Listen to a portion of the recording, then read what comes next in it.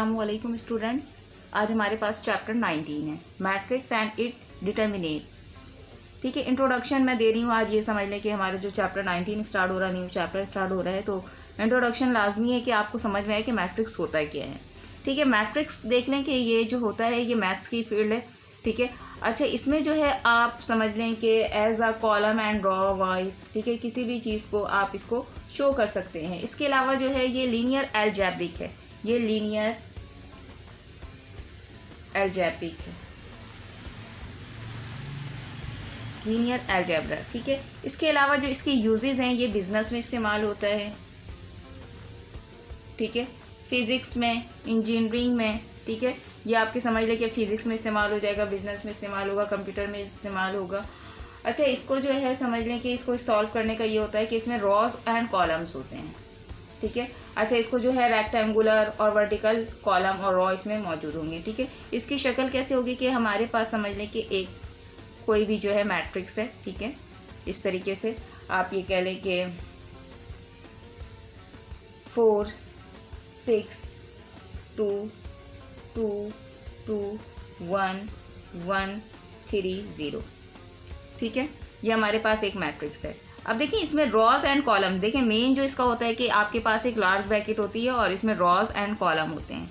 अच्छा ये जो लाइन आपकी इस तरीके से, ये जो हॉरिजॉन्टल, ठीक है, ये जो लाइन आपकी समझ लें कि इधर आई, फिर उसके बाद ये आई। ठीक है, ये आपकी कहलाएगी रॉज। ठीक है, तो इसमें कितने रॉ हैं, 1 2 और ये 3, तो इसमें क्या हो गए 3 रॉज। अच्छा वर्टिकल लाइन जो है आपकी, जो ये स्ट्रेट लाइन बन रही है, इसको कहते हैं वर्टिकल। ठीक है, रॉज ये हो गए आपके, ये वाले ये लाइन, तो एक rows, second rows and third rows. Vertical में आ जाए आपके, जो है वर्टिकल जो है ये आपका कहलाएगा कॉलम। ठीक है, तो कितने कॉलम आए, 1 column, 2 column and 1 2 and 3 columns आपके बन गए। ठीक है, रॉज एंड कॉलम्स का यहाँ पे आपको जो है वो मालूम होना चाहिए कि रॉज क्या है और कॉलम क्या है। ठीक है, और ब्रैकेट इसमें लाजमी यूज़ होती है। अब आ जाए यहाँ पर ये है कि इक्वलिटी ऑफ मैट्रिक्स के बारे में है। ठीक है, तो हमारे पास समझ लें कि 2 यानी आपको मैट्रिक्स दिया जाए। ठीक है, और दोनों के जो है नंबर ऑफ एलिमेंट, अच्छा ये नंबर ऑफ एलिमेंट्स कहलाते हैं इसमें। ठीक है, तो ये इक्वल होना चाहिए। तो इक्वल किस तरीके से होगा कि हमारे पास आपके पास कोई ए मैट्रिक्स दे रहा, ठीक है, जिस तरीके से 2 6 1 0 5 3। ठीक है, ये बराबर है किसके, बी के। अगर मैं इसको बी कर लूँ, ठीक है, तो बी हमारे पास 2 6 1 0 5 3, तो ये क्या कहलाएगा कि ए जो है वो इक्वल है बी के। ठीक है, ये आपके इक्वलिटी, ठीक है, मैट्रिक्स कहलाएगा।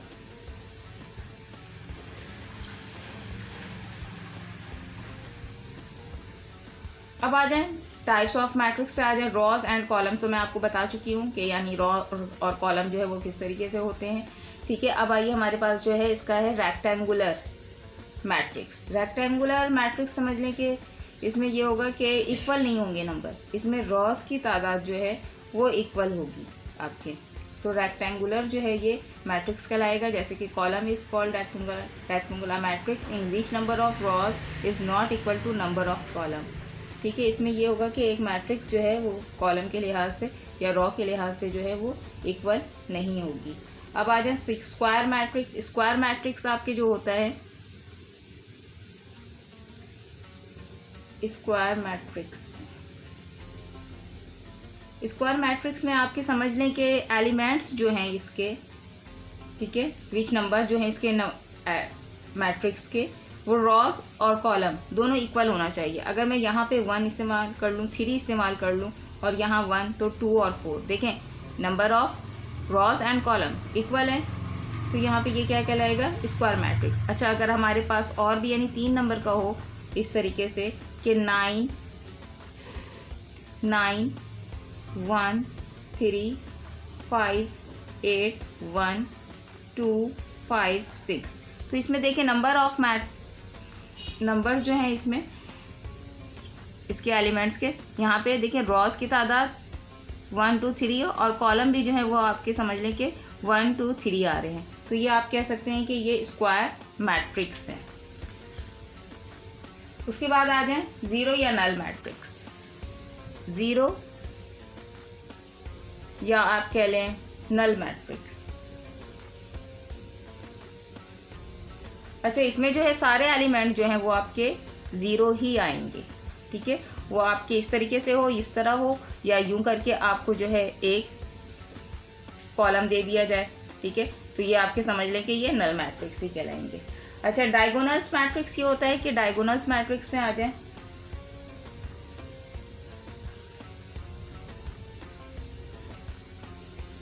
मैट्रिक्स, ठीक है। डायगोनल्स मैट्रिक्स में ये होगा कि आपके पास अगर कोई सेट है तो 2 4 लिख लें, यानी ये जो डायगोनल्स में आ रहे हैं ये डायगोनल्स कहलाते हैं। इस नंबर को आप डायगोनल्स कहते हैं, ठीक है। तो ये जो है इक्वल, जैसे यहाँ और सारे नंबर ज़ीरो हो, बाकी ये डायगोनल्स में नंबर जो है कोई ना कोई एलिमेंट्स वहाँ पर मौजूद हो, ठीक है। सेकंड आप ये कर लें कि हमारे पास बी अगर कोई दिया हुआ नंबर, तो ये इस तरीके से हो जाएगा कि 0 1 लिख लें यहाँ पे 1 0 0, क्योंकि डायगोनल्स में था तो 5 और ये 7, तो यहाँ पे 0 रख लें, यहाँ 0 रख लें, यहाँ ये 0। तो देखें ये डायगोनल्स में आपके नंबर आ रहे हैं, तो ये आपके क्या कहलाएगा, डायगोनल्स मैट्रिक्स कहलाएगा। अब आ जाए scalar matrix. A diagonal matrix in which diagonals element are some for examples. अच्छा, कोई ना कोई जो है ना इसमें डायगोनल्स में ये हो जाएगा, स्केलर में आपके आ जाएगा स्केलर, यहाँ पे कोई इक्वल नंबर हो। स्केलर मैट्रिक्स मैं शॉर्ट लिख दे रही हूँ यहाँ पर, ठीक है। तो स्केलर मैट्रिक्स में आपकी ये नंबर आ जाएगा कि ए मैंने लिखा, ठीक है, 2 यहाँ पर भी हो और यहाँ पे भी हो, तो ये आपके क्या कहलाएगा, स्केलर। अगर इस तरीके से नंबर आ जाए, ठीक है। बी अगर मैंने ले लिया इसको, तो हमारे पास बी आपके देखें कि यहाँ पर जो है एक ही नंबर मौजूद हो, ठीक है। अगर मैं 5 यहाँ पे भी लिखी, यहाँ पे भी 5, यहाँ पर भी 5, ठीक है। तो ये आपकी क्या कहलाएगा, स्केलर मैट्रिक्स कहलाएगा। उसके बाद आ जाए आइडेंटिटी मैट्रिक्स। तो आइडेंटिटी मैट्रिक्स भी इसी तरीके से होगा। आइडेंटिटी मैट्रिक्स कह लें, ठीक है, या फिर आप यूनिट मैट्रिक्स कह लें। अच्छा, इसमें क्या नंबर होगा कि हमारे पास जो है ये नंबर जो है ना ये 1 आ जाएगा, ठीक है, 1 0 1 0, यानी इसके डायगोनल्स में 1 आ जाए। देखिए यहाँ पे डायगोनल्स में 3 बात आ रही है। एक तो हमारे पास आया कि डायगोनल्स में जो है वो कोई भी नंबर जो है वो आ जाए इस तरीके से, और बाकी सारे नंबर वो 0 रहे, तो ये डायगोनल्स मैट्रिक्स होता है। अगर हमारे पास डायगोनल्स में ही एक कोई नंबर आ जाए, ठीक है, 1 के अलावा, तो वो स्केलर मैट्रिक्स हो जाएगा। अगर एक नंबर आ रहा है हमारे पास तो ये आइडेंटिटी मैट्रिक्स हो जाएगा। अच्छा, ये इस तरीके से भी हो सकता है, ठीक है, डायगोनल्स में ये 1 आ रहा है। उसके बाद आ जाए हमारे पास एक है transpose of matrix. Transpose of matrix में रॉ जो है वो चेंज हो जाएगा कॉलम में, ठीक है। ये पॉइंट्स आप याद रखिएगा। ट्रांसपोज मैट्रिक्स, ठीक है। ट्रांसपोज को जो है आप छोटे से टी से जो है ये डिनोट करते हैं, ठीक है। तो यहाँ पे आपकी क्या हो जाएगा, रॉ जो है वो कॉलम बन जाएगा। किस तरीके से होगा कि यहाँ पे आपकी मैंने दिया हुआ सवाल में 1 4 0 और 5 6 और 7, ठीक है, आपके 2 कॉलम दिए हुए हैं, ठीक है। इसको मैं चेंज कर देती हूँ किसमें, रॉज में। तो हमारे पास क्या आ जाएगा 1 4 0 और 5 6 और ये 7। अच्छा, यहाँ पर देखिए ट्रांसपोज हो रहा है। ट्रांसपोज में जो है आप छोटे से इसको टी के साइन से जो है वो डिनोट कर देते हैं, ठीक है। किसी भी, जैसे ए मैंने लिखा, ये ए हमारे पास मैट्रिक्स है, तो ए मैट्रिक्स को मैंने क्या किया, इसको जो है चेंज कर दिया ए टी में। ए हमारा चेंज हो गया ए टी में, टी फॉर ट्रांसपोज। इसमें क्या होता है, रॉस कॉलम बन जाता है। क्या होगा कि रॉ आपका कॉलम में तब्दील हो जाएगा, जो या फिर कॉलम जो है वो रॉ में चेंज हो जाए, ठीक है। तो मैं इसको इस तरीके से लिख दे रही हूँ, जो कॉलम है, ठीक है, तब्दील हो जाता है रॉ में, ठीक है। कॉलम जो है, कॉलम तब्दील हो जाता है रॉ में, ठीक है। इसकी डेफिनेशन तो आपकी ये आ गई है। उसके बाद आ जाए हमारे पास है क्या, साइमेट्रिक मैट्रिक्स। अच्छा, साइमेट्रिक मैट्रिक्स में ये होगा कि साइमेट्रिक मैट्रिक्स, ठीक है। साइमेट्रिक्स में ये होगा कि आपने ये जो ट्रांसपोज किया था, इसको ट्रांसपोज मैट्रिक्स किया था, ठीक है। तो यहाँ पे जो है इसका जो आंसर है ट्रांसपोज मैट्रिक्स का वो ए के बराबर आ जाए। ए टी जब आप ट्रांसपोज करें, ठीक है, तो वो ए के आ जाए, तो ये कहलाता है ट्रांसपोज मैट्रिक्स। ए टी जो है वो हमेशा ए के बाद आ जाए, ठीक है। अब आ जाए स्क्यू साइमेट्रिक्स। स्क्यू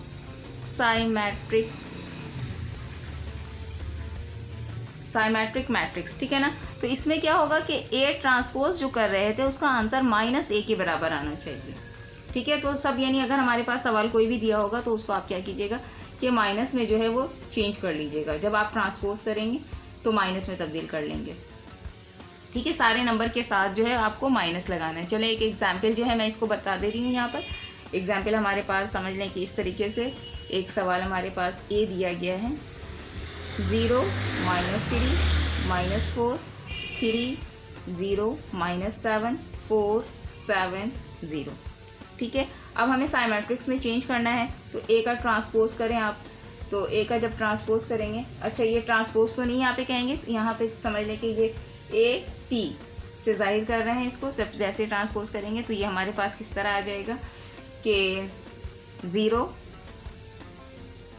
3 4, देखिए -3 है, मैंने 4 में तब्दील कर लिया, -4 था मैंने प्लस में 4 में चेंज कर लिया। यहाँ पे 3 था तो -3 हो गया, और फिर उसके बाद 0, ये -7 का था मैंने +7 लिखा, +4 था मैंने -4 लिखा, यहाँ पे 7 है ये प्लस का मैंने -7 लिखा, यहाँ पे है 0, तो ये आपके चेंज हो गया -a में, ठीक है। ये स्क्यू साइमेट्रिक्स कहलाते हैं, ठीक है। इसके अलावा जो है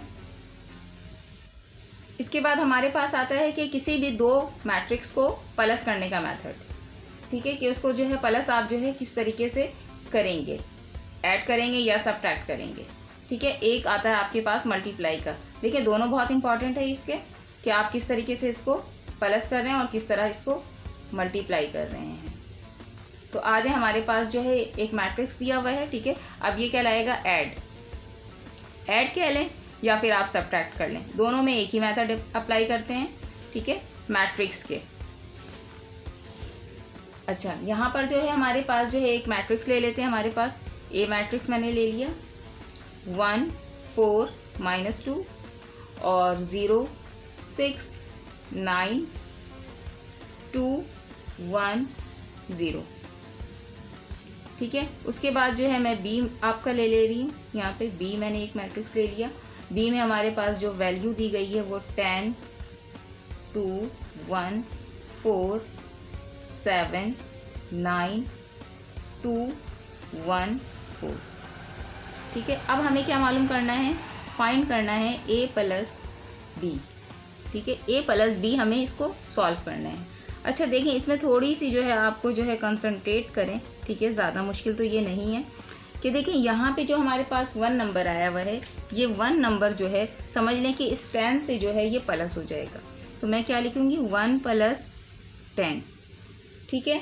उसके बाद देखें अब यहाँ पे जो है हमारे पास क्या आया है 0 जो है वो आपके समझ लें कि ये प्लस हो जाएगा। 0 जो है वो प्लस होगा 4 में जाके। ये 0 जो है हमारे पास दिया हुआ है यहाँ पे कि 0 नंबर जो है वो 4 में प्लस हो रहा है। अच्छा यहाँ पे 1 जो है वो मैंने प्लस कर दिया 10 में, ठीक है। अब ये 0 जो है वो प्लस होगा आपके 4 में। इसी तरीके से 2 जो है ये प्लस होगा इस 2 में। अब यहाँ पर देखें ये 4 है, ठीक है। 4 जो है ये प्लस करूँगी मैं 2 में। ये 6 प्लस होगा 7 में। 1 प्लस होगा 1 में। अच्छा -2 जो है वो प्लस होगा आपके इस 1 में। ये 9 प्लस होगा इस 9 से। 0 प्लस होगा 4 से, ठीक है। ये आपका जो है a प्लस बी जो है सॉल्व करने जा रहे हैं। अब देखें इसको आप सिंपल जो है ये आप इसको ऐड कर लें।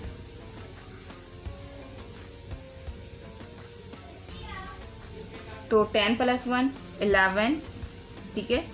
0 + 4 4 हो गया। 2 + 2 4। अच्छा 4 + 2 6 6 + 7 जो हो गया यहाँ पे 13 हो गया, यहाँ पे आपके 2 आ गया, -2 से मैंने माइनस किया, -1 आ गया, 9 + 9 18 हो गया और यहाँ पे 4 आ गया। ठीक है, ये हमारा एडिशन मेथड।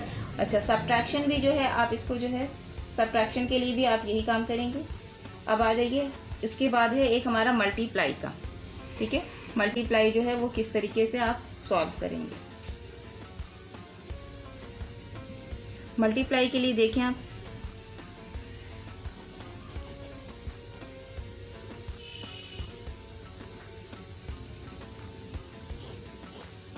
मल्टीप्लाई में ये होगा कि हमारे पास एक सेट ले रहे हैं, एक मैट्रिक्स ले रहे हैं 1 4 2 3।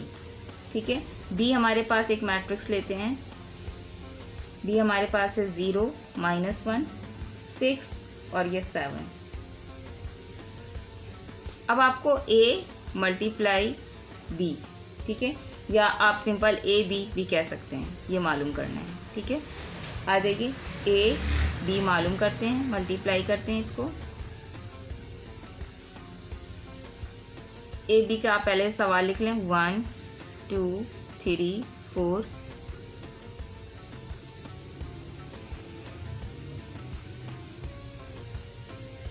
उसके बाद आ जाएगा 0 -1 6 और ये 7।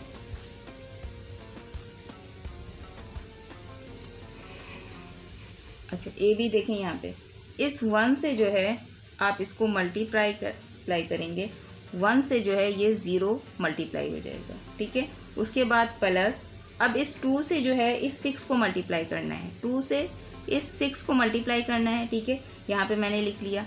अब उसके बाद क्या हो जाएगा कि 1 जो है यहाँ पे, अच्छा अब सेकंड लाइन पे आप आ जाएं, ये हो गया। ठीक है, उसके बाद देखें 3 है, 3 से इस 0 को मल्टीप्लाई करना है, फिर प्लस इस 4 से इस 6 को मल्टीप्लाई करना है।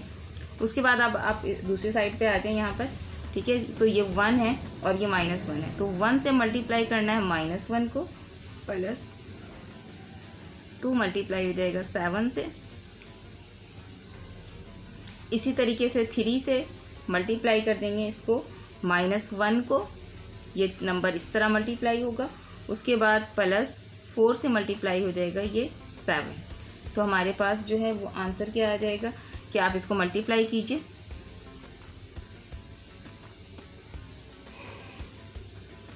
1 0 0 2 6 12। ठीक है, उसके बाद मैं यहाँ पे आ गई थी, तो 3 0 0 हो जाएगा। ठीक है, उसके बाद प्लस 4 6 हमारे पास हो जाएगा 24।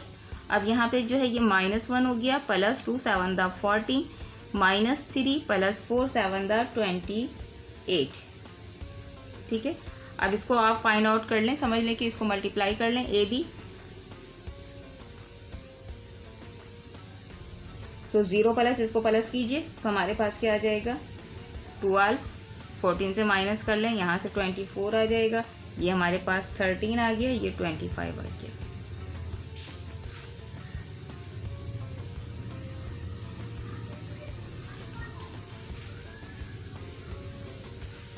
अच्छा, यहाँ पर जो है समझ लें कि ये जो है मल्टीप्लाई का जो मेथड है वो मैंने समझ लें कि आप लोग को बता दिया है।